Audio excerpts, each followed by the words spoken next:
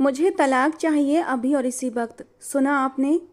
जो आज ही उसकी बीवी बनकर उसके रूम में आई थी, सोलह श्रृंगार की उसकी सेज सजाए बैठी थी, मुंह दिखाई में वो उससे तलाक मांग रही थी।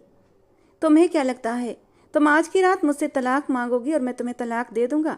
समझ क्या रखा है तुमने मुझे? वो उसे बाजू से थामे पकड़कर झंझोड़ गया, जबकि रामिश का दिल पसलियां तोड़कर बाहर आने के लिए बेचैन हुआ।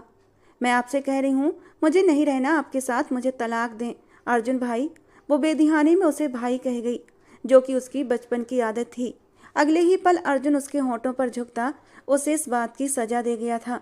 वो बहुत जोर से मचली थी और बुरी तरह झटपटाते खुद को छुड़ाने की नाकाम कोशिश करते हिचकियां ले गई।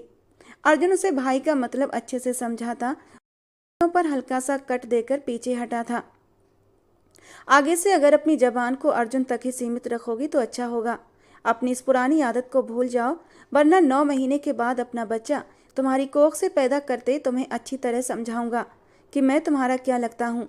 अर्जुन ने अपनी शेरवानी एक तरफ उछालते अपनी शर्ट के बटन खोले, क्योंकि उसे बहुत घुटन का एहसास हो रहा था। 9 महीने? रामिश अपने होठों को रगड़ती उसकी तरफ तंजिया अंदाज में देखने लगी। यहाँ 9 दिन किसने देखे हैं और आप 9 महीने की बात कर रहे हैं? रामिश अपने होठों को रगड़कर उसका दिया हुआ स्पर्श मिटाने की कोशिश कर रही थी, और ये सब देखकर अंगारों पर जला था। और अगले ही पल फिर से उसे अपनी तरफ खींचकर उसके होठों को अपनी पकड़ में लेकर इस बार उसकी सिसकियों का गला घोंट गया था। उसकी रुकती सांस महसूस करके वो जरा सा पीछे हटा था। आगे से मेरा दिया हुआ स्पर्श मिटाने की कोशिश की तो बहाँ बहाँ अपने प्यार की निशानियां लगाऊंगा कि समेट नहीं पाओगी। वो सख्त अंदाज में घूरते झटके से उसकी कलाई छोड़ गया। बहुत बुरे हैं आप। अपने होठों पर होती जलन को महसूस करती वो उसकी तरफ शिकवा भरे अंदाज में देखते हुए बोली, जबकि अर्जुन ने सर झटकते बाथरूम का रुख किया था। उसे जाते देख रामिश ने गुस्से से लहंगा संभाला और बिस्तर पर ढह गई। उसे अभी तक यकीन नहीं आ रहा था कि अर्जुन ने उसके होठों को इतनी बेदर्दी से निशाना बनाया था। वो तो पहले जब भी सामने आता था बहुत ही डिसेंट तरीके से बात करता था, इतने प्यार से बात करता कि हर कोई उसकी बात सुनता था। कभी उसने जिंदगी में ऊंची आवाज में बात तक न की थी, और आज जब एक हादसे की वजह से वो उसकी जिंदगी में दाखिल हो गई थी तो वो अपनी शराफत भुलाकर बेबाकी पर उतर आया था। लेकिन रामिश भी सोच चुकी थी कि अब उसे क्या करना है। झट से उठती वो ड्रेसिंग रूम में बंद हो गई थी। अर्जुन बाहर आते कमरे में उसे न पाकर ड्रेसिंग रूम का बंद दरवाजा देखकर गुस्से से गहरा सांस लेकर रह गया था। फिर दराज से सिगरेट की डिब्बी निकालकर लाइटर से सिगरेट सुलगाने लगा और बालकनी में चला गया। आज सब कुछ कितना जल्दबाजी में हुआ था। उसे तो अब तक ये सब कुछ एक सपने जैसा लग रहा था। उसने तो कभी ख्वाबों ख्यालों में नहीं सोचा था कि जिस घर में वो गैरों की तरह रहा था, इस घर की बेटी से शादी करके इस घर में हमेशा के लिए रह जाएगा। रामिश को कभी उसने गलत नज़र से नहीं देखा था, क्योंकि रामिश की तो मंगनी बचपन से ही तय थी। विनीता आंटी ने अपने बचपन की सहेली के बेटे से उसका रिश्ता तय कर दिया था, क्योंकि उनकी सहेली कौशल्या को ब्लड कैंसर था। और जब उन्हें ये खबर पता चली थी तो वो बहुत रोई थी। उस समय उनका बेटा हार्दिक सिर्फ 7 साल का था और रामिश 4 साल की। वो अपने बेटे हार्दिक को किसके हवाले करके जाती? ऐसे में उन्हें विनीता का ही ख्याल आया था। उन्होंने विनीता के सामने हाथ जोड़ दिए कि मेरे बेटे को अपना लो विनीता, मुझे पता है तुम्हारी गोद में उसे ममता का सुकून मिलेगा, तुम उसे कभी गैर नहीं समझोगी। मेरे जीते जी विनीता और रामिश की मंगनी कर दो, जिससे कि मुझे सुकून रहे कि मेरा हार्दिक कभी अकेला नहीं रहेगा। और अपनी बचपन की सहेली जो उनकी जान थी, विनीता ने कौशल्या के हाथ थाम लिए। कौशल्या, तुम्हारी बात सर आंखों पर, मैं वादा करती हूँ तुमसे, अपनी रामिश की शादी तुम्हारे हार्दिक से ही करूंगी। और यूं कौशल्या जी सुकून से अपनी मौत का इंतजार करने लगी थीं, क्योंकि अब उन्हें अपने जाने का कोई गम नहीं था। रामिश भी कौशल्या जी का बहुत सम्मान करती थी, क्योंकि वो उससे बहुत प्यार करती थी, उनकी बहुत इज्जत और सम्मान करती थी। लेकिन हार्दिक से कभी फ्री ना हुई थी। इस मंगनी को उसने कोई इतनी अहमियत नहीं दी थी कि वो हार्दिक को लेकर कोई ख्वाब सजाती। लेकिन फिर भी उसने ये तो सोच लिया था कि उसकी शादी हार्दिक से ही होगी, और वो हार्दिक की है। और इसीलिए उसने कभी कहीं दिल लगाने की कोशिश भी नहीं की थी, क्योंकि उसका मानना था अगर वो हार्दिक की है तो हार्दिक की ही रहेगी। भले वो उसके लिए कुछ फील करती या ना करती, लेकिन जरूरी तो नहीं कि शादी से पहले मोहब्बत जरूरी हो, शादी के बाद भी मोहब्बत हो सकती है। यही सोचकर उसने अपने आप को सिर्फ हार्दिक के लिए बचा कर रखा था। लेकिन बहुत जल्दी एक कयामत टूटी थी। जब हार्दिक और रामिश की शादी का दिन आया तो रामिश के सारे सुकून और खुशियों को किसी की नज़र लग गई थी, क्योंकि बारात नहीं आई थी। हार्दिक किसी और लड़की से मोहब्बत करता था, इसीलिए वो घर छोड़कर चला गया। हार्दिक के पापा और हार्दिक की सौतेली माँ ने आगे बढ़कर अपने किए की माफ़ी मांगी थी, लेकिन रामेश का सामना न कर सके। रामेश की आंखों से आंसू फिसल पड़े थे। इस कदर बेइज्जती उसने कभी महसूस नहीं की थी। उसे ऐसा लगा जैसे उसे धुतकार दिया गया था, उसकी इज्जत को पैरों में रौंद दिया गया था। उसे हार्दिक से ये उम्मीद नहीं थी। अगर मैं उसे पसंद नहीं थी तो पहले ही मना कर देता। कोई जोर जबरदस्ती तो नहीं थी। वो वहीं पास पड़े सोफे पर बैठकर रो पड़ी थी और उसकी आंखों में आंसू देखकर रामेश के ताया विनोद जी तड़प उठे थे। उन्होंने हमेशा रामेश को अपनी बेटी से बढ़कर माना था, बहुत प्यार करते थे उसे। उसकी आंखों में आंसू देख ना पाए और तभी उन्होंने एक नज़र उठाकर कोने में खड़े अर्जुन की ओर देखा था। अब वही उनकी उम्मीदों का आखिरी सहारा था, लेकिन कहने की हिम्मत नहीं कर पा रहे थे। आखिर किस हक और किस रिश्ते से वो अर्जुन से कहते कि तुम आगे बढ़कर रामेश को संभाल लो, उसकी मांग में सिंदूर भरकर उसे अपने नाम कर लो। अर्जुन से उनका रिश्ता ही किया था, वो तो किसी और की अमानत था, और जब तक उसके असली माँ बाप नहीं मिल जाते वो उन्हें अमानत समझ कर ही संभाल रहे थे। अर्जुन बहुत छोटा था, लगभग 3 साल का, तब वो उसे एक स्टेशन पर मिला था। रोते हुए सीढ़ियों पर बैठा हुआ था। विनोद जी जो अपने घर वापस आ रहे थे, छोटे से बच्चे को देखकर तड़प उठे थे। उन्होंने आगे बढ़कर उसे गोद में उठा लिया था। उन्होंने इधर उधर आवाज भी लगाई। लोगों की भीड़ भी इकट्ठा हुई थी। उन्होंने आसपास जाकर पता करवाया कि किसी का बच्चा हो तो ले जाए, लेकिन पता नहीं वो किसी से बिछड़ गया था या फिर कोई जानबूझकर उसे वहां छोड़कर चला गया था। विनोद जी को कुछ समझ न आया। पहले सोचा कि पुलिस स्टेशन जाकर बच्चे को वहां छोड़ देता हूँ, उसके माँ बाप आएंगे तो खुद ही ले जाएंगे, लेकिन पता नहीं क्यों उनका दिल उस मासूम में अटकने लगा था।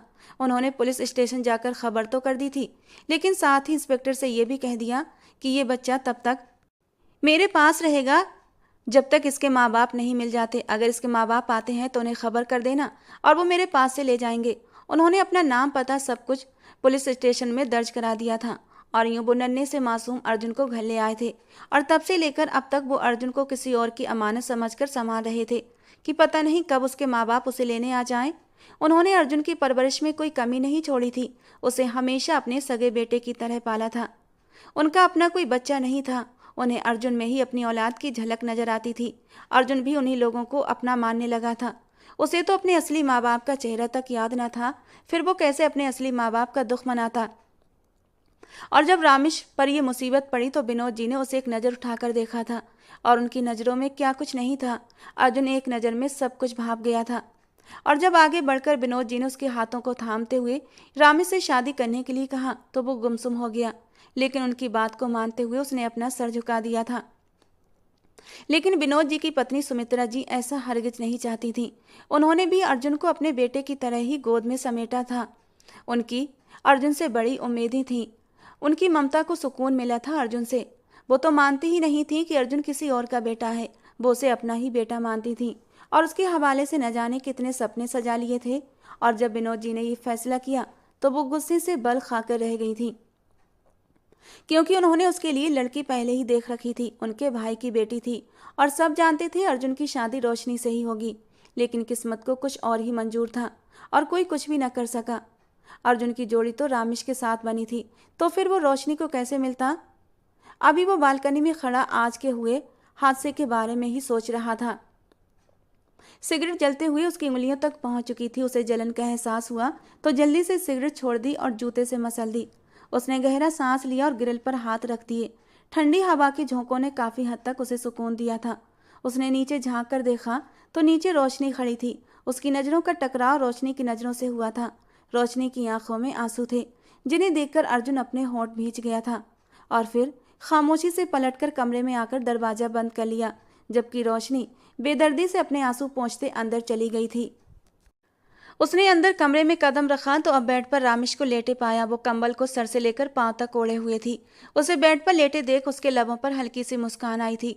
वो भी लाइट बंद करता बेड की तरफ बढ़ा था, लेकिन उसकी मौजूदगी का एहसास करके रामेश करंट खाकर उठी थी। आप यहाँ नहीं सो सकते? क्यों नहीं सो सकता? वो उसकी तरफ मुड़कर बोला। माथे पर कई बल पड़े थे। बस नहीं सो सकते आप यहाँ प्लीज, वो बेबसी से बोली। अपनी जबान को कंट्रोल कर लो रामेश, मैं बहुत बर्दाश्त कर रहा हूँ। अगर मुझे गुस्सा आ गया ना तो सारी रात सोचती रहोगी कि तुम मेरे बेड पर क्यों सोई। वो अपना तकिया जोर से पटकते आंखें मीच गया। मुझ पर गुस्सा ना करें अर्जुन भा। वो फिर से जबान के जौहर दिखाने लगी थी कि उसकी तेज घूरती निगाहों को महसूस करके एकदम चुप हो गई। रामेश, प्लीज चुप करके सो जाओ और मेरा दिमाग मत घुमाओ, वरना एक ही रात में एक से ज्यादा बार अपना हक ले लिया तो तुम सुबह चलने फिरने के काबिल भी नहीं रहोगी। वो आज ऐसी बेबाक बातें कर रहा था कि रामेश लाजवाब होती चुप हो गई। आखिर अर्जुन क्यों उसके साथ इस तरह की बातें कर रहा था? खैर, अगर कुछ करना होता तो वो बोलता नहीं, कर गुजरता। वो दिल ही दिल में खुद को समझाती। उससे दूरी बनाकर तकिया सर के नीचे लग रखकर लेट गई थी। उसको चुपचाप लेटा देकर वो भी खामोशी से आंखें मूंद गया। रामेश का चेहरा अर्जुन की तरफ ही था। हल्की रोशनी में वो उसका चेहरा देखने की कोशिश करने लगी। वो अपनी आंखें बंद किए लेटा था। 28 साल का अर्जुन बहुत ही खूबसूरत हैंडसम मर्द था। न जाने कितनी लड़कियों की नज़र उस पर थी। हालांकि विनोद जी ने ये सच्चाई किसी से नहीं छुपाई थी कि अर्जुन उनका अपना खून नहीं, बल्कि वो उसे कहीं से उठाकर लाए हैं। लेकिन फिर भी किसी को इस बात से कोई फर्क नहीं पड़ता था, बल्कि खानदान की लड़कियां तो इस बात को अपने लिए गौरव की बात मानती थीं कि अगर अर्जुन उनकी जिंदगी में आ जाए। वो था ही इतना हैंडसम, खूबसूरत और इंटेलिजेंट। उसने विनोद जी के बिजनेस को ऊंचाइयों पर पहुंचाया था। फिर यूं कहना गलत नहीं होगा कि उसके कदम बहुत ही शुभ साबित हुए थे सिंघानिया हाउस में। जिस दिन से वो आया था उनके घर में खुशियां ही खुशियां छाने लगी थीं। पैसे में, बिजनेस में दिन रात तरक्की होने लगी थी। और सुमित्रा जी तो अर्जुन को अपनी हथेली का छाला बनाकर रखती थीं। बेटा बेटा कहते उनका मुंह न रुकता। उनका इरादा था वो ऐसी बहू लेकर आएंगी जो उनके बड़े फैले बिजनेस को और भी चार चांद लगा दे। और इसीलिए उन्होंने अर्जुन की मंगनी रोशनी से की थी, जो उनकी सगी भतीजी थी। इस तरह उनके दो काम बन जाते। बहू के रूप में उनकी भतीजी उनके घर आ जाती, और दूसरा, रोशनी भी अपने माँ बाप की इकलौती थी। जो कुछ था उसी का था। लेकिन अर्जुन को कोई ज़्यादा फर्क नहीं पड़ता था। वो सुमित्रा जी का बहुत सम्मान करता था और उनकी बात सर झुकाकर मान जाता था। उसे फिलहाल शादी जैसे मामले में कोई दिलचस्पी नहीं थी। उसका तो पूरा ध्यान अपने बिजनेस पर था। उसने अपने होटल को वो दिन दूनी रात चौगनी तरक्की दी थी। उसका बिजनेस हवाओं से बातें कर रहा था, और उसकी ये कामयाबी देखकर जहां सुमित्रा जी खुश रहती, वहीं उनके कभी गरीब देवर की बेटी रामेश ने आकर उनकी खुशियों पर गिरहन लगा दिया था। उसके माँ बाप गरीब थे। विनोद जी ने अपने भैया भाभी की हालत को देखते हुए उन्हें अपने घर पर रखा हुआ था और अपने होटल में अपने साथ लगाए रखते थे, क्योंकि रामेश के पापा भी खुद विनोद जी पर बोझ नहीं बनना चाहते थे। सुमित्रा जी अभी तक गुस्से के मारे बल खा रही थी। तभी विनोद जी अंदर दाखिल हुए तो वो उनकी तरफ घूमी। क्या सोचकर आपने अर्जुन की शादी रामेश से कर दी? आप जानते हैं ना, उसकी मंगनी मैं पहले ही तय कर चुकी हूँ मेरे भाई की बेटी से। तो फिर आपने कैसे उन दोनों की शादी करवा दी? वो तेज अंदाज में बोली। तुम अपनी टोन को थोड़ा कम रखो। मेरे बेटे की शादी कर दी। आपने मुझे इस फैसले में शामिल करना जरूरी नहीं समझा, और मैं गुस्सा भी न करूं। वो उनके पास बैठती हुई धीमे अंदाज में बोली। अपनी जबान को कंट्रोल करोगी तो ज़्यादा सही रहेगा।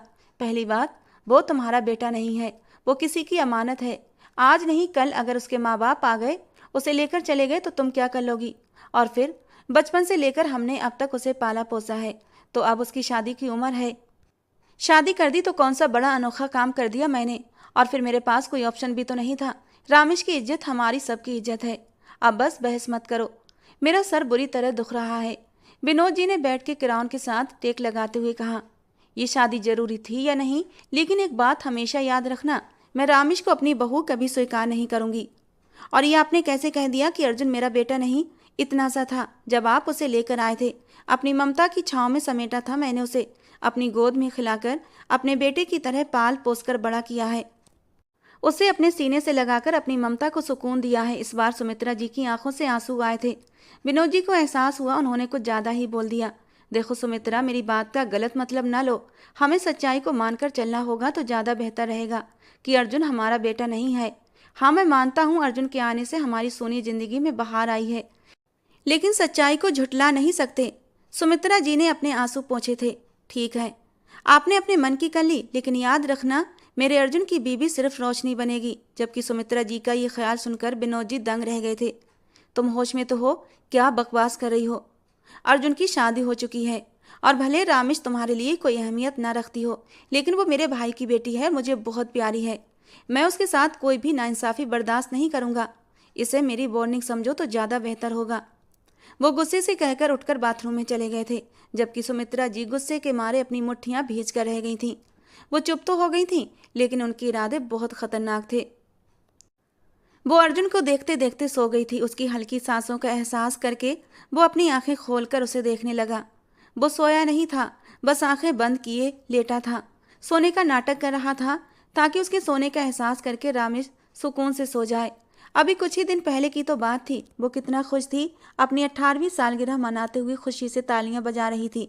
वो छोटी सी मासूम लड़की थी जो अब अर्जुन की जिंदगी में शामिल हो चुकी थी। अर्जुन ने तो कभी रामेश को उस नज़र से नहीं देखा था, फिर कैसे ये सब कुछ हुआ उसे समझ नहीं आ रहा था। वो इसी घर में रहती थी, हमेशा उसकी नज़रों के सामने रही थी, लेकिन कभी अर्जुन ने उसे गलत नज़र से नहीं देखा था। वो हमेशा उसे भाई भाई कहकर बुलाया करती थी और वो भी तो उसे अपनी छोटी बहन की तरह ट्रीट किया करता था। लेकिन आज एकदम से रिश्ता बदल गया था और फिर वो उसके साथ कुछ शरारतें भी कर गया था। जब उसके भाई कहने पर उसने उसके होठों को अपनी कैद में लिया था, ये याद आते ही अर्जुन ने अपनी आंखें कसकर बंद की थीं। मुझे ऐसा नहीं करना चाहिए था। न जाने रामेश मेरे बारे में क्या सोचती होगी। अर्जुन दिल ही दिल में सोचता उसे देखने लगा। मुझे तलाक चाहिए। उसकी कही बात को याद करते हुए अपने होंठ सख्ती से भींच गया। ये डोज भी जरूरी थी अर्जुन। आज ही शादी हुई और आज ही उसे तलाक चाहिए।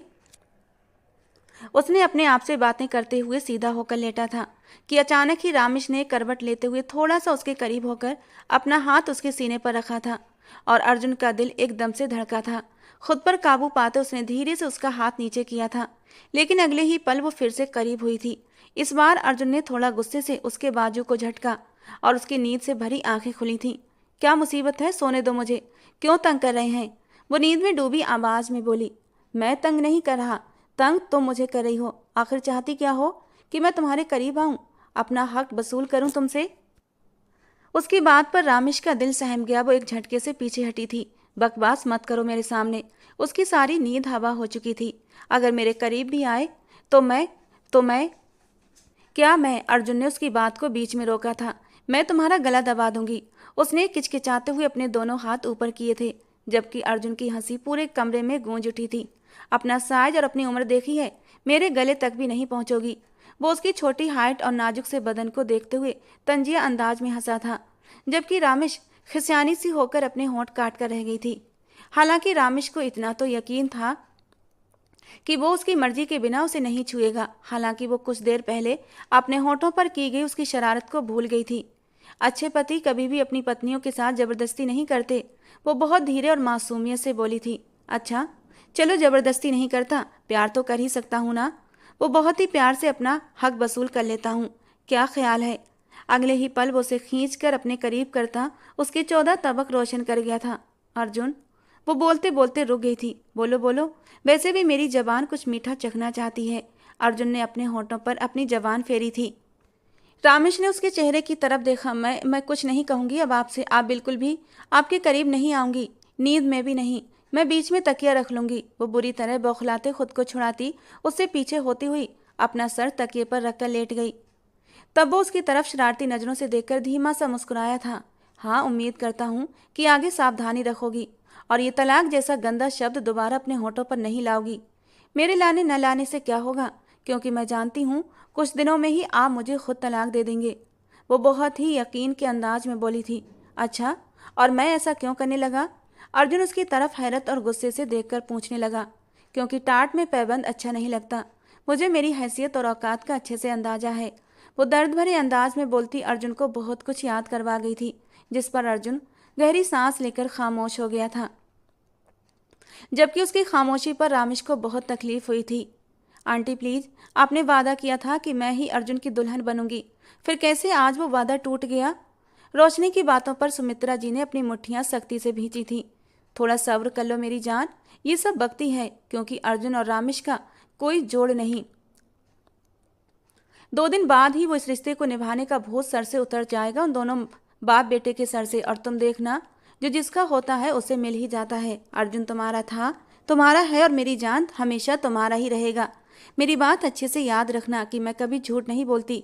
वो उसके सर पर हाथ रखते हुए उसे दिलासा दे रही थी, उसका हौसला बढ़ा रही थी। रोशनी अपने आंसू पोंछते हुए हल्का सा मुस्कुरा दी। चलो नाश्ता कर लो, अभी से हिम्मत हार जाओगी तो आगे मुकाबला कैसे करोगी?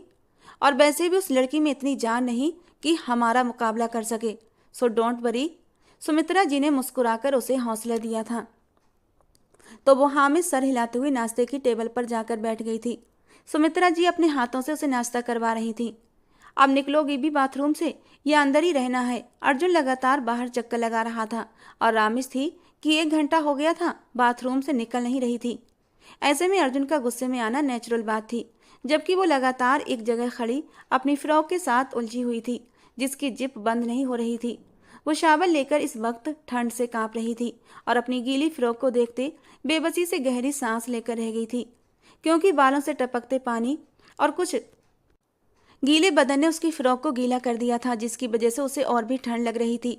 और अब जिप में उलझे उलझे वो फ्रॉक इस कदर भीग चुकी थी कि उसके पूरे बदन पर बुरी तरह चिपक कर उसकी खूबसूरती को उभारने लगी थी।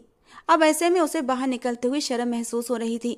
उसे अब खुद पर गुस्सा आ रहा था, क्योंकि वो टॉवल लाना भी भूल चुकी थी और बिना टॉवल के उसने भीगे हुए ही अपने कपड़े पहन लिए थे, इसीलिए फ्रॉक को ज़्यादा ही भीग चुकी थी। एक बार फिर जिप से के साथ उलझती वो पूरी तरह रोने वाली हो गई थी। इस चैन को भी अभी उलझना था। रामेश, मैं लास्ट वार्निंग दे रहा हूँ तुम्हें, अगर तुम बाहर ना निकली तो मैं दूसरी की लगाकर दरवाज़ा खोलकर अंदर आ जाऊँगा, फिर रोती रहना। यार कितनी देर से इंतज़ार कर रहा हूँ और तुम हो कि बाथरूम में जाकर बैठ गई हो। मुझे भी बाथरूम जाना है तो आप किसी दूसरे बाथरूम में चले जाएं, मैंने अभी नहीं निकलना। अंदर से रामेश की परेशान सी आवाज़ आई थी। पागल हो गई हो? जब मेरे रूम में बाथरूम है तो मैं किसी और बाथरूम में क्यों जाऊं? अभी के अभी बाहर निकलो वरना मैं अंदर आ जाऊंगा। प्लीज़ प्लीज़ अर्जुन, अंदर मत आना, मैं निकल रही हूँ, बस 2 मिनट। वो जल्दी जल्दी फिर से जिप को खींचने लगी थी, लेकिन जिप बंद होने को नहीं आ रही थी। तुम ऐसे नहीं आओगी। अब तो अर्जुन की बर्दाश्त से बाहर हो गया था। जैसे ही उसने बाथरूम के हैंडल पर हाथ रखा, उसने झट से दरवाज़ा खोल दिया। सामने ही वो गुस्से के मारे ज्वालामुखी बना खड़ा था, जो किसी भी वक्त फट सकता था। हटो रास्ते से। वो उसे बाजू से थामकर दूर झटकता खुद बाथरूम की तरफ बढ़ा था कि एक पल के लिए रुक गया। वो अपने कंधों से फिसलती फ्रॉक को मुश्किल से संभाले सीने से थामे हुए थी, जबकि पीछे से उसकी पूरी कमर खुल चुकी थी। ये क्या बदतमीजी है? ये कैसा ड्रेस पहना है तुमने? अर्जुन के खून में गुस्से के मारे चिंगारियां सी उठने लगी थीं। उसने घबराकर अर्जुन की तरफ मुड़कर देखा।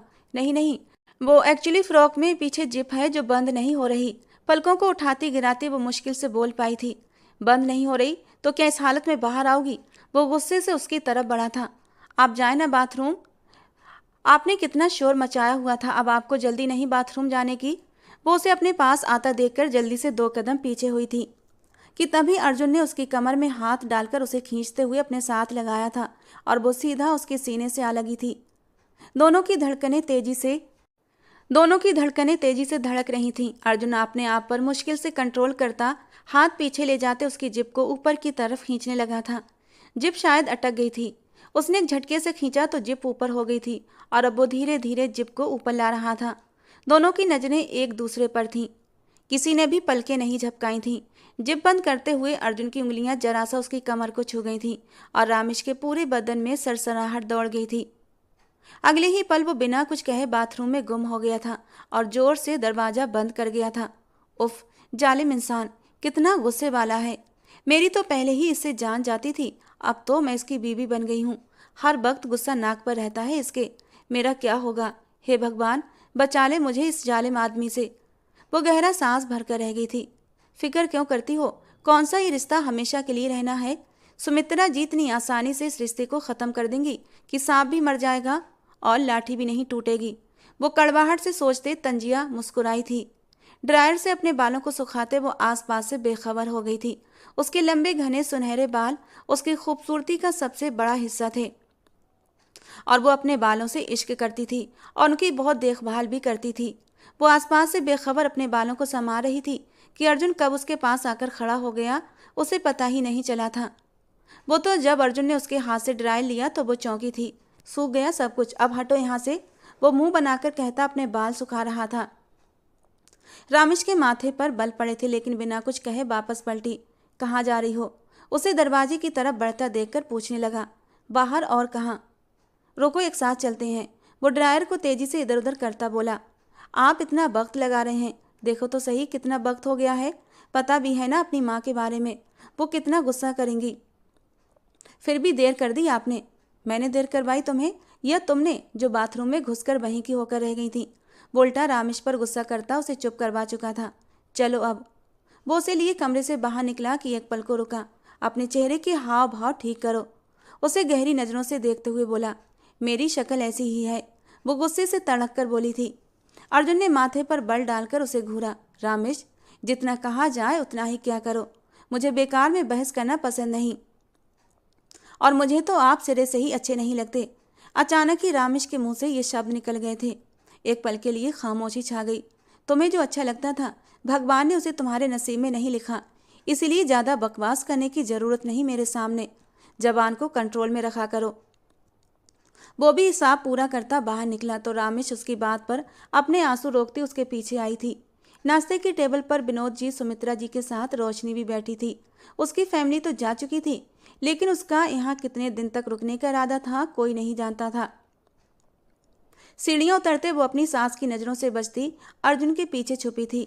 अर्जुन ने सबको गुड मॉर्निंग कहा तो विनोद जी ने जवाब देते हुए बेटे को गले से लगाया था और रामेश के सर पर हाथ रख दिया। दोनों ने एक साथ कुर्सी घसीट कर बैठे थे। रामेश की नज़रें झुकी हुई थीं।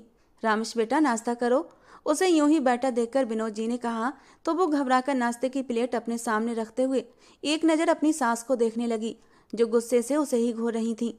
फिर वो नाश्ते की प्लेट पर झुकते हुए आमलेट और ब्रेड के छोटे छोटे पीस बनाकर खाने लगी, जबकि उसके हाथों की कपकपाहट पास बैठे अर्जुन से छुपी न रह सकी।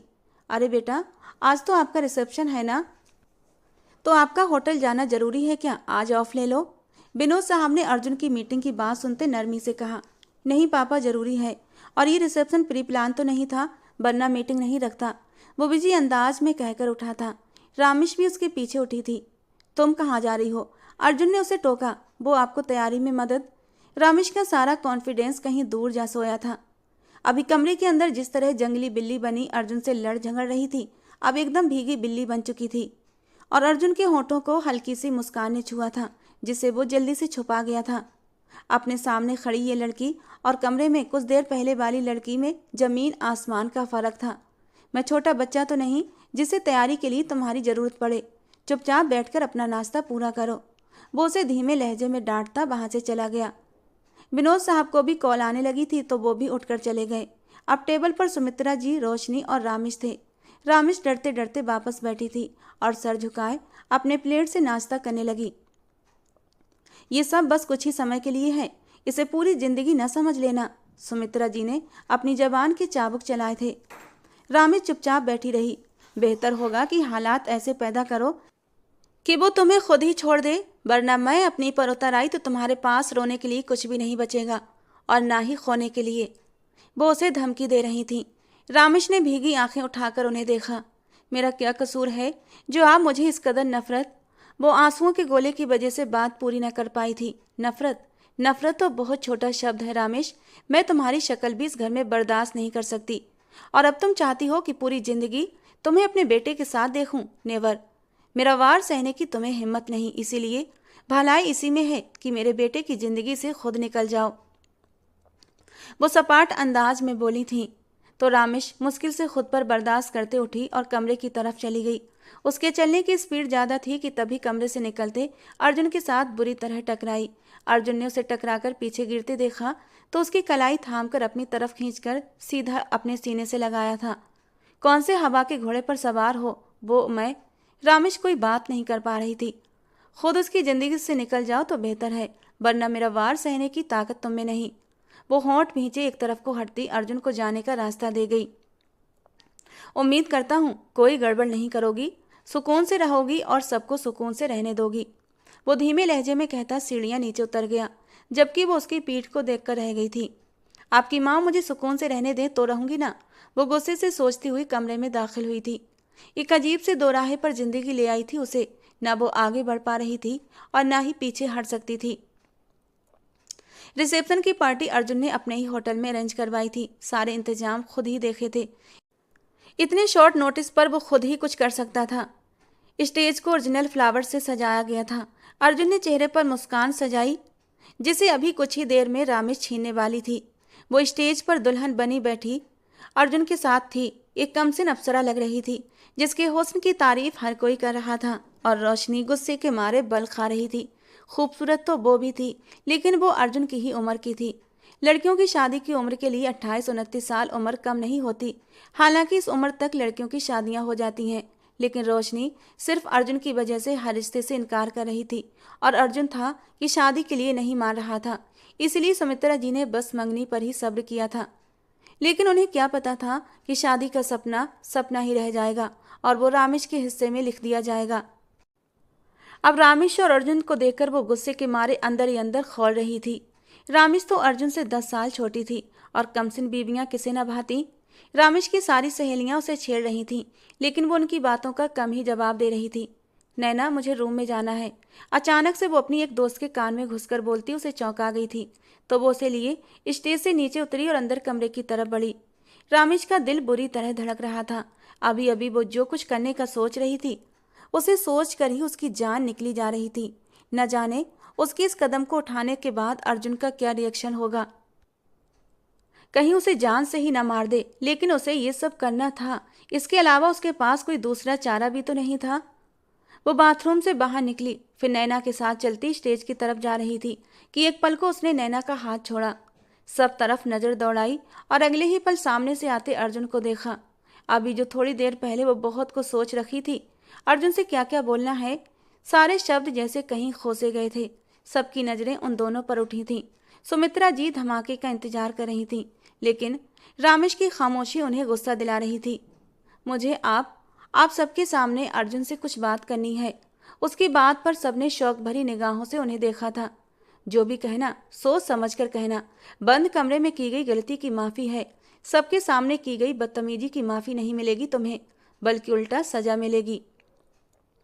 वो उसके करीब होता उसके इरादे शायद भाप चुका था, इसलिए बहुत ही धीरे से सरगोशी के अंदाज में बोला था, जबकि रामेश का रोम रोम सुलग उठा था। मैं आपसे डरती नहीं, समझे आप? उसने गुस्से से घूरकर अर्जुन को देखा था और फिर गहरा सांस लेकर अपने अंदर हिम्मत जमा करते हुए बोली थी, मुझे अर्जुन के साथ नहीं रहना, मुझे आपसे तलाक। बकवास बंद करो रामेश। वो उसके करीब होता उसकी कलाई सख्ती से थाम गया था। रामेश का खून सिमट कर चेहरे पर आया था। दिल ही दिल में वो अर्जुन से बुरी तरह डरी थी। छोड़े मुझे। वो उसे कलाई से थामे हॉल से बाहर ले जाने लगा। सबने हैरत और बेयकीनी से उन दोनों को देखा था, जो अब हॉल से बाहर निकल चुके थे। अर्जुन उसे होटल के पीछे साड़ ले आया था, जहां इस वक्त अंधेरा था और कोई भी नहीं था। वहां उसका हाथ झटक कर उसने छोड़ा था। वो गोल घूमती उसके सामने आकर खड़ी हुई थी और डर के मारे उसे देखने लगी, जो उसको खतरनाक नजरों से घूर रहा था। क्या बकवास कर रही थी वहां पर, बताओ मुझे। वो बोला नहीं बल्कि दहाड़ा था। रामेश ने डर के मारे अपनी आंखें बंद कर ली थीं। आंखें खोलो और मेरी बात का जवाब दो। वो उसे कंधों से पकड़कर चिल्लाया। उसके पास अर्जुन की बातों का कोई जवाब नहीं था। वो सिसकी भरती उसकी काली आंखों में देखने लगी। बोलो वरना जान ले लूंगा तुम्हारी। आज पहली बार वो अर्जुन को इस कदर गुस्से में देख रही थी। मैंने सबके सामने आज आपसे। वो आगे कह नहीं पा रही थी। बोलो ना, रुक क्यों गई? वो दांत चबाते उसे बोलने पर उकसा रहा था। मुझे नहीं रहना आपके साथ, मुझे अलग होना है आपसे। आपको मुझे छोड़ना होगा वरना। रामेश भी अब बिना झिझके अपनी टोन में वापस आई थी। वरना क्या? वरना मैं सबको चीख चीख कर बताऊंगी कि आप नामर्द हैं। आपका मुझसे कोई भी रिलेशन नहीं बना। आप मुझे सेटिस्फाई ही नहीं कर सके, इसीलिए मुझे आपसे तलाक चाहिए। वो बेधड़क बिना रुके बोलती चली गई थी और फिर एकदम रुक गई। अपने अंजाम की भी परवाह नहीं थी। उसे ये तक पता न था कि जिस इंसान के बारे में बात कर रही है वो सामने ही खड़ा है। बिल्कुल खामोशी से वो सख्त निगाहों से घूर रहा था, जबकि अब अपने कहे हुए शब्द याद करके रामेश का पूरा शरीर कांपने लगा था, क्योंकि वो जानती थी अब अर्जुन उसे नहीं छोड़ेगा।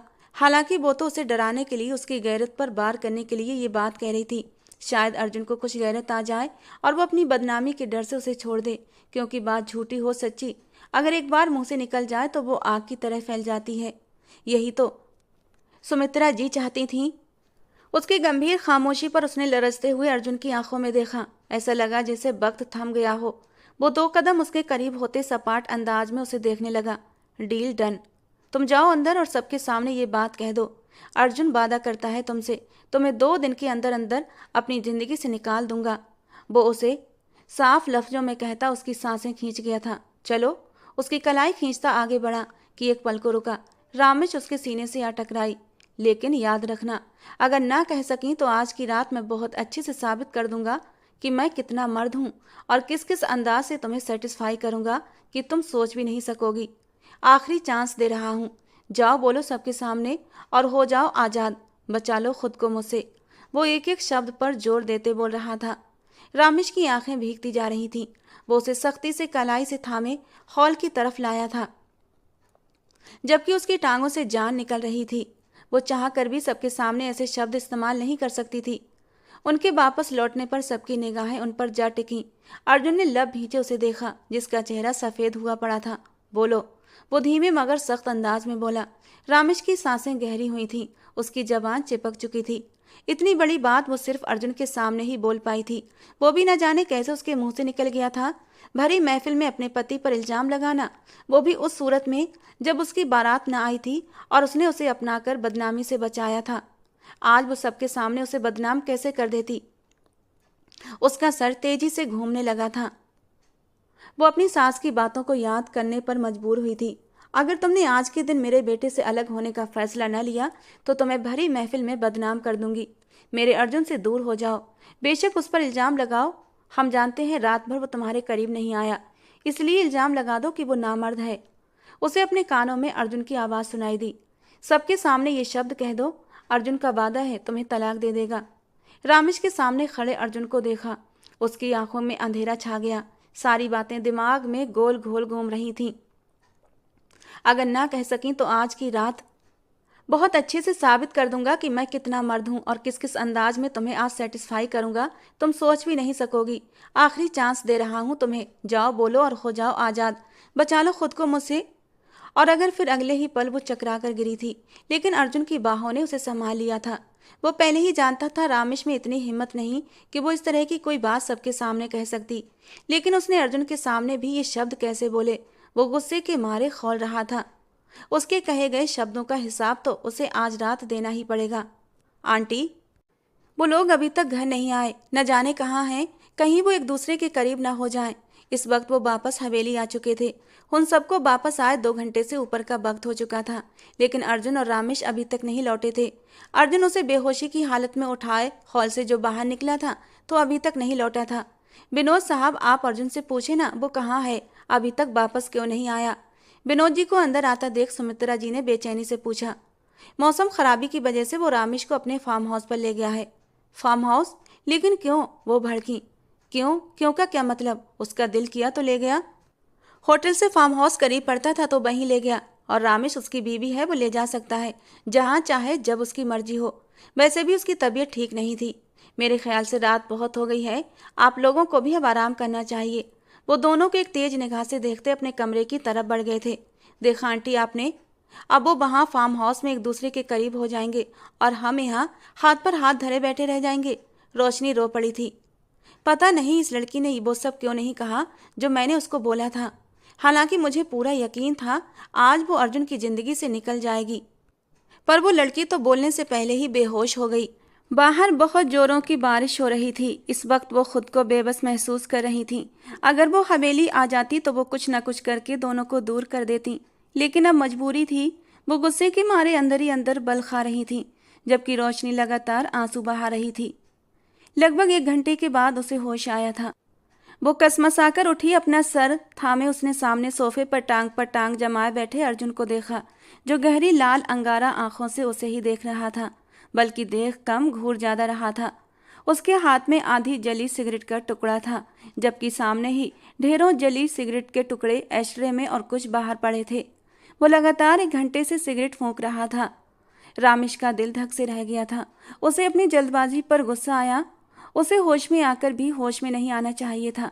चुपचाप बेहोशी का ड्रामा करे पड़ी रहती तो ज़्यादा अच्छा होता, लेकिन अब तो वो होश में आ चुकी थी और अर्जुन ने भी उसे होश में आते देख लिया था। रामेश का दिल धड़कने लगा था, सांस सीने में अटकने लगी थी।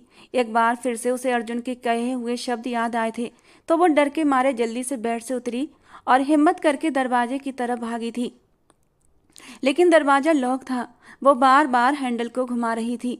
आंखों से आंसू टूटकर गालों पर गिर रहे थे। अचानक ही जोर से बिजली कड़की तो वो कानों पर हाथ रख गई।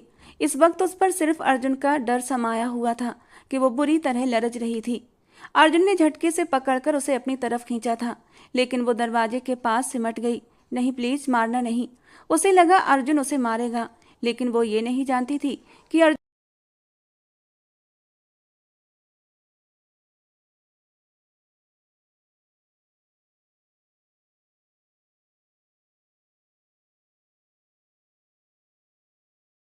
नहीं, नहीं प्लीज अर्जुन, मुझे माफ कर दें। मैं कभी कभी ऐसा नहीं बोलूंगी। मुझसे गलती से मुंह से निकल गया। आगे से कभी आपको चैलेंज नहीं करूंगी।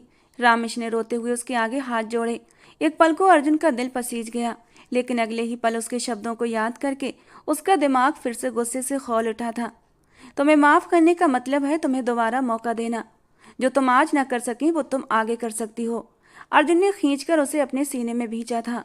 उसकी मध्यम चलती सांसें और भी मध्यम हुई थीं। अर्जुन, मैं वादा करती हूँ, मैं कभी नहीं बोलूंगी ऐसा। वो आंसू रोकती रुहासे लहजे में बोली, मुझे तुम पर भरोसा नहीं। अर्जुन की बात पर रामेश ने सिसकी भरी थी।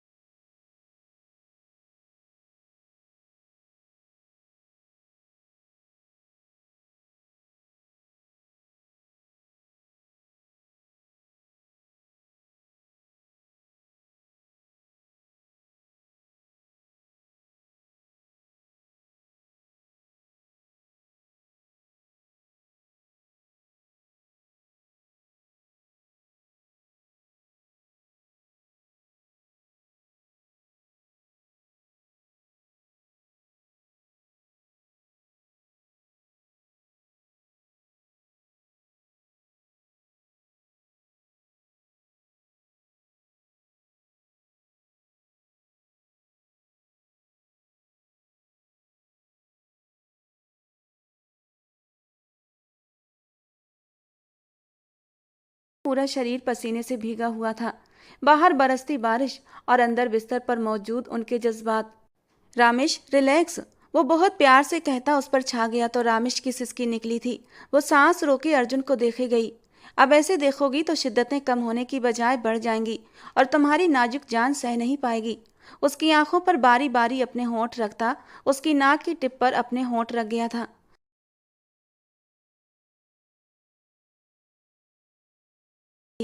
नहीं कर रहा यार, और तुमने ही तो कहा था कि मैंने तुम्हें सेटिस्फाई नहीं किया, तो बस वही कर रहा हूँ। एक आंख बिंक करता वो उस पर छाता चला गया था, जबकि रामेश की सिसकियां बढ़ने लगी थीं। और इन सिसकियों की मध्यम आवाज सुनकर अर्जुन और भी मदहोश होता उसको अपनी बाहों में समेटता चला गया था।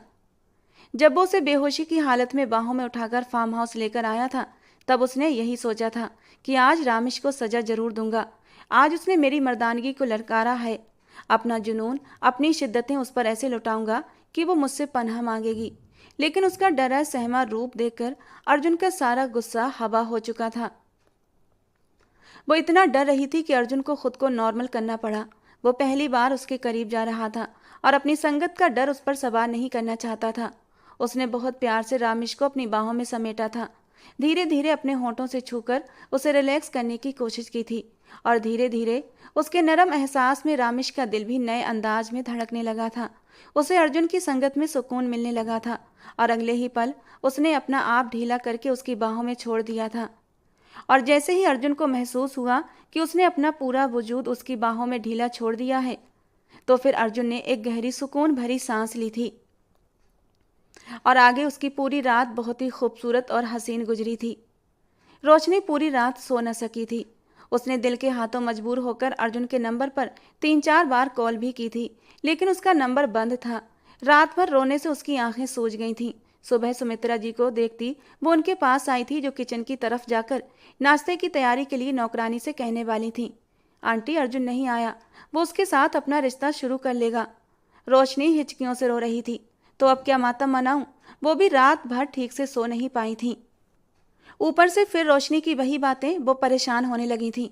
आंटी आप ये क्या बोल रही हैं? आप भी तो नहीं चाहती कि कहीं रामेश और अर्जुन एक हो जाएं? सुमित्रा जी ने उसकी बात काटी और गहरा सांस भरकर कहा, तो क्या करूं? मैं चाहती थी कि वो एक ना हो, लेकिन हो गए तो क्या करूं? अपना सर दीवार पर दे मारूं या खुद को खत्म कर लूं? कुछ बातें भगवान की तरफ से भी हो जाती हैं रोशनी, और हम चाहे जितनी भी कोशिशें कर लें बदल नहीं सकते, क्योंकि हम भगवान से नहीं लड़ सकते।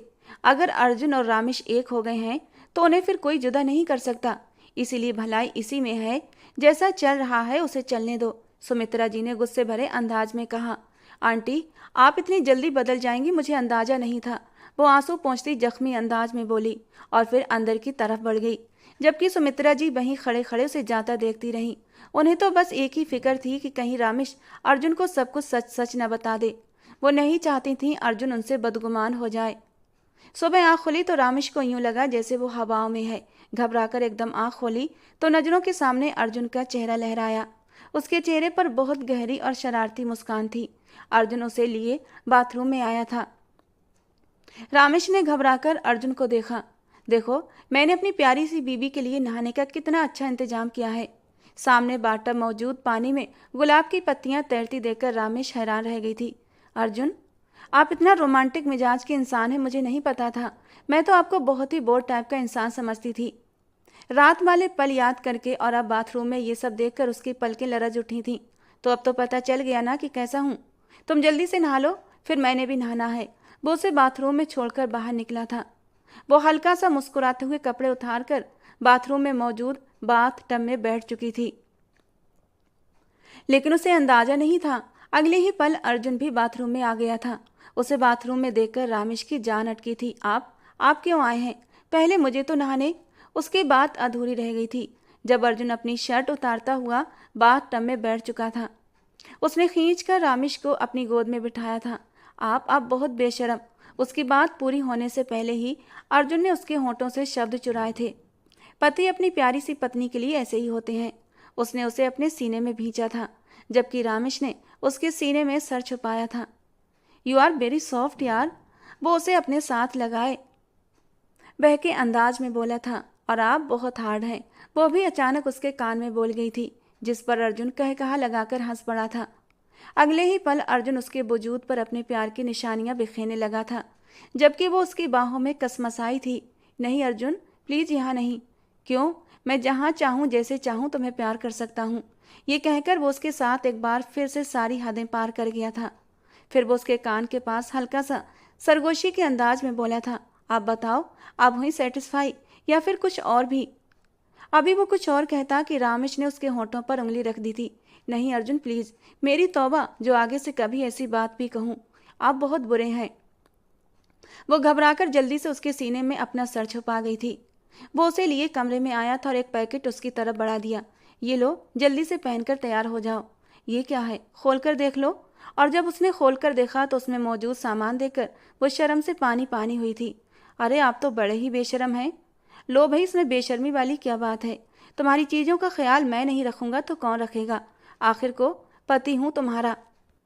अब जल्दी जाओ, चेंज कर लो, फिर चलते हैं। घर पर मम्मा पापा भी वेट कर रहे होंगे। अपने कपड़े कवर से निकालता वो नरमी से कहता खुद भी तैयार होने लगा। वो तैयार हो चुका था, लेकिन रामेश अभी तक ड्रेसिंग रूम से नहीं निकली थी। वो उसे आवाज़ें लगाते ही वाला था कि तभी रामेश का फ़ोन बज उठा। उसने आगे बढ़कर नंबर देखा तो माथे पर बल पड़े थे। ये रोशनी रामेश को कॉल क्यों कर रही थी? अर्जुन ने कुछ सोचते हुए कॉल रिसीव कर ली। कहाँ हो तुम? और मेरा अर्जुन कहाँ है? क्या कहा था तुमसे कि मेरे अर्जुन से दूर रहना? लेकिन तुम्हें एक बात समझ नहीं आई ना? अर्जुन खामोश था, कुछ भी नहीं बोल रहा था, जबकि रोशनी फिर से बोली थी, अब खामोश क्यों हो? जवाब दो मेरी बात का। कहा था ना तुम्हें ख़त्म कर दो ये रिश्ता, लेकिन तुमने बात नहीं मानी। अब तुम वापस आओ, देखो तुम्हारा क्या हाल करती हूँ। Just wait and watch. Call बंद हो चुकी थी, जबकि अर्जुन के माथे पर अनगिनत बल पड़े थे। चलें। अपने पीछे से उसे रामेश की आवाज़ सुनाई दी तो वो पीछे पलटा। उसके दिए गए ड्रेस में वो बहुत खूबसूरत लग रही थी। उसे उस पर प्यार आ गया, लेकिन अगले ही पल उसने खुद को रोका। वो उससे इतना बड़ा सच छुपाएगी, अर्जुन को यकीन नहीं आ रहा था। क्या हुआ? अच्छी नहीं लग रही? वो थोड़ा परेशान होते हुए बोली थी। यहाँ आओ मेरे पास। रामेश थोड़ा झिझकी और उसके करीब हुई। अर्जुन ने उसे आगे बढ़ाकर उसके माथे पर अपने होंठ रखे थे और उसकी आंखों में आंसू आए थे। आंखों में आंसू लिए वो उसे देखने लगी। क्या हुआ? उसकी आंखों में आंसू देखता वो प्यार से उसके गाल पर हाथ फेरने लगा। अर्जुन, एक बात पूछूं? इस बार रामेश के होंठ हिले थे। पूछो। आप मुझसे प्यार तो करते हैं ना? एक मान था रामेश के अंदाज में। क्यों? रात के गुजरे पल के बाद भी ये पूछने की गुंजाइश बनती है, वो शरारती अंदाज में कहता उसके होठों पर उंगलियां फेरने लगा था। बताओ ना अर्जुन। वो जिद करने लगी। लगता है तुम्हें एक बार फिर एहसास कराना पड़ेगा कि मैं तुमसे कितना प्यार करता हूँ। इस बार वो हल्के से उसके गाल पर वाइट करता हुआ बोला था। उफ, आप तो बड़े ही जंगली हैं। और प्लीज़ अब दोबारा नहीं, मैं पूरी तरह सेटिस्फाई हूँ। वो घबराते हुए बोली तो अर्जुन के चेहरे को मुस्कान ने छुआ था। तुम तो मेरी थोड़ी सी शिद्दत से ही बेहाल हो जाती हो। अगर पूरी तरह जुनून में आ गया तो मुझे सह नहीं पाओगी। अर्जुन, उसने डरी हुई निगाहों से अर्जुन को देखा था। अच्छा बाबा, मजाक कर रहा था। ऐसा मजाक मत क्या करें, मेरी नन्ही सी जान डर जाती है। रामेश ने डरते हुए कहा। अच्छा बाबा सॉरी, चलो घर चलते हैं। मम्मा का कई बार फ़ोन आ चुका है, तुम्हारा पूछ रही थी। वो उसे गाड़ी में बिठाते खुद ड्राइविंग सीट पर आया था। अर्जुन, हम घर की बजाय कहीं और चलें। उसके चेहरे पर डर की परछाइयाँ थीं। क्यों? घर क्यों नहीं जाना? वो गाड़ी स्टार्ट करते हुए बोला। नहीं, वो बस ऐसे ही। वो अपनी उंगलियों को चटकाते हुए बोली। अर्जुन ने एक नज़र उसे देखा और फिर सारा ध्यान ड्राइविंग पर लगा दिया, जबकि दिमाग से रोशनी की बातें नहीं जा रही थीं। इस वक्त वो सभी ड्राइंग रूम में बैठे थे। विनोद जी ने रामेश की तबीयत का पूछा तो सर झुकाकर हाँ हूँ में जवाब देने लगी, जबकि रोशनी की तेज निगाहें उस पर थीं। उसका ड्रेस चेंज था और काफ़ी कीमती भी। जिस तरह वो सर झुकाए अर्जुन की किसी बात पर शर्माते हुए उसे देख रही थी, रोशनी के दिल पर बिजलियां सी गिर रही थीं। वो अपने दिमाग में प्लानिंग करती वहां से उठ गई।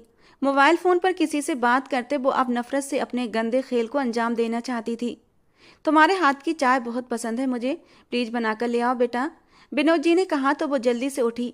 जैसे ही वो किचन में आई तो रोशनी ने उसे आड़े हाथों लिया था। बहुत शौक है ना तुम्हें अर्जुन की बाहों का हार बनने का? देखो मैं तुम्हारे साथ क्या करती हूँ। तुम अब अर्जुन के साथ संबंध रखने पर पछताओगी, रोशनी ने उसे नफरत से कहा था। रामेश की आंखें आंसुओं से भरने लगी थीं। तभी उसकी सास सुमित्रा जी वहां आई। अर्जुन से कोई बात तो नहीं हुई तुम्हारी? उन्होंने खोजती निगाहों से रामेश को देखा। नहीं, कोई बात नहीं हुई। वो घबराकर बोली, रिश्ता बना लिया अर्जुन से? उन्होंने सर से लेकर पांव तक उसे जांचती नजरों से देखा था। रामेश ने शर्माकर सर झुका लिया। उसकी हालत को देखते हुए सुमित्रा जी ने गहरा सांस लिया था। ठीक है, सब बातें भुलाकर तुम भी अर्जुन के साथ अपनी जिंदगी में आगे बढ़ो, वो मुंह बनाकर कहती बाहर निकल गई थी। और रामेश को तो अपने कानों पर यकीन न आया कि उसकी सास उसे स्वीकार कर चुकी थी। इस ख्याल ने उसके दिल से एक बोझ सरका दिया था। थैंक यू भगवान जी, लगता है अब सब कुछ ठीक हो जाएगा, वो चाय बनाते हुए सोच रही थी। फिर सबको चाय देने लगी। रात के खाने पर रोशनी ने मीठे की फरमाइश कर दी। वो भी रामेश के हाथ की रसमलाई खानी थी। वो इतनी मोहब्बत और मीठे अंदाज में बोली थी कि रामेश मना नहीं कर पाई, लेकिन नहीं जानती थी कि रोशनी उसके लिए गड्ढा खोदे बैठी है। अभी वो रसमलाई बनाकर फ्रिज में रख रही थी कि किचन में किसी की मौजूदगी का एहसास जागा। वो मुस्कुराकर पलटी तो किसी अजनबी को देखकर रुक गई। कौन है आप? रामेश की कांपती आवाज पर वो मुस्कुराया था। तुम्हारा आशिक। इतना कहते हुए उसने रामेश का हाथ पकड़ लिया था। रामेश ने शोर मचाने के लिए मुंह खोला कि उस इंसान ने रामेश के मुंह पर हाथ रखना चाहा और छुड़ाने में उसका हाथ कांच के जग को जा लगा और वो नीचे गिरता जमीन पर बिखर गया। अपने कमरे की तरफ बढ़ता अर्जुन चौंका था और किचन की तरफ भागा, लेकिन रोशनी उसके रास्ते में होते हुए उसके सीने से जा लगी। अर्जुन, वो वहाँ कोई है, मुझे डर लग रहा है। वो अर्जुन को किचन में जाने से रोकना चाहती थी। वो घबराते हुए बोली। उसकी बात पर अर्जुन को रामेश की फिक्र हुई थी। 1 मिनट की देर किए बिना वो किचन की ओर भागा था। वहां वो इंसान रामेश की कमर में हाथ डाले उसे सेल्फ से लगाए उसके मुंह पर हाथ रखे हुए था। अर्जुन ने आगे बढ़कर उस इंसान को खींचकर पीछे किया था। रामेश खांसती हुई अपना सांस बाहर करने लगी, जो उस इंसान ने उसके मुंह पर हाथ रखकर रोका था। अर्जुन ने आओ देखा न था और उस इंसान को मारना शुरू कर दिया। प्लीज मुझे मत मारो, मैं खुद नहीं आया था, मुझे बुलाया था इस लड़की ने। वो मुंह से खून साफ करते हुए अर्जुन से बोला। अर्जुन ने एक और थप्पड़ उसके मुंह पर मारा। विनोद जी ने आगे जाकर अर्जुन को रोका, वरना वो उसकी जान ही ले लेता। मैंने पुलिस को कॉल कर दी है बेटा, संभालो खुद को। वो उसे रोक रहे थे, जबकि वो इंसान जख्मों से चूर जमीन पर औंधे मुंह पड़ा था। पुलिस का सुनकर रोशनी का दिल सूखे पत्ते की तरह कांपा था। अर्जुन फिर से उसे मारने बढ़ा कि सुमित्रा जी ने अर्जुन को रोका। मैं इस इंसान को नहीं छोड़ूंगा। इतने में नौकरानी ने पुलिस के आने की खबर दी तो वो उसे गर्दन से खींचता हुआ बाहर लाया था। पुलिस ने उसे अपनी हिरासत में ले लिया। मैं खुद नहीं आया था, मैं बेकसूर हूँ, मुझे छोड़ दो, मुझे तो इस लड़की ने बुलाया था। उसने रोशनी की तरफ इशारा किया। रोशनी डर के मारे कांपने लगी थी, माथे पर पसीने की बूंदें चमकने लगी थीं। अर्जुन उसकी तरफ बढ़ा। मुझे अंदाजा नहीं था कि तुम इस हद तक गिर जाओगी। अर्जुन की ऊंची दहाड़ पर वो बुरी तरह सहम कर पीछे हटी थी। मेरी बीबी को कुछ भी हो जाता तो यकीन करो तुम्हारी जान ले लेता, अर्जुन उसे गुस्सीली आवाज में बोला था, जबकि रोशनी ने शिकवा भरे अंदाज में उसे देखा था। इससे पहले मैं कुछ कर गुजरूं, यहाँ से चली जाओ और दोबारा इस घर में कदम मत रखना, वो गुस्से भरे अंदाज में बोला। बेटा वो तुम्हारी, इसीलिए इसकी इज्जत बचाने की कोशिश कर रहा हूँ मम्मा, वरना अभी इसी वक्त पुलिस के हवाले करने में देर नहीं लगाता। अर्जुन ने लब खोलते हुए रोशनी की तरफ गुस्सीले अंदाज में देखा। सुमित्रा जी ने उसे जाने का इशारा किया तो वो वहां से निकली। अर्जुन उसे पुलिस के हवाले कर देता तो वो क्या करती? अपनी जान बच जाने पर वो भगवान का धन्यवाद करती बाहर आई थी। सुमित्रा जी ने उसे ड्राइवर के साथ उसके घर रवाना कर दिया था। मुझे माफ़ कर दें, आज के बाद ऐसा कुछ नहीं करूँगा। वो इंसान भी हाथ जोड़ता माफ़ी मांग रहा था। विनोद जी ने सारा इशारा कर दिया कि इसे यहाँ से लेकर जाओ। पुलिस उसे लेकर चली गई थी। अर्जुन रामेश का हाथ थामे रूम में आया था। उसके चेहरे को थाम कर उसे रिलैक्स करने की कोशिश कर रहा था। तुम ठीक तो हो ना? हाँ मैं बिल्कुल ठीक हूँ। अब उसे बाकी रामेश ठीक लग रही थी। ठीक है तो फिर चलो। रोमांस के कीड़े बहुत तेजी से मचल रहे हैं, इन्हें भी शांत करना जरूरी है। ये कहते कहते उसने शरारत से कहते हुए अपने हाँप कर रामेश कांपने लगी थी। नहीं प्लीज अर्जुन, तुमने रात से और सुबह तक मेरी हालत खराब कर दी है, अब नहीं। जबकि अर्जुन ने उसे अपनी बाहों में समेटा था। जब वो तुम्हें धमकियां दे रही थी तो तुम मुझे बता नहीं सकती थी? अर्जुन ने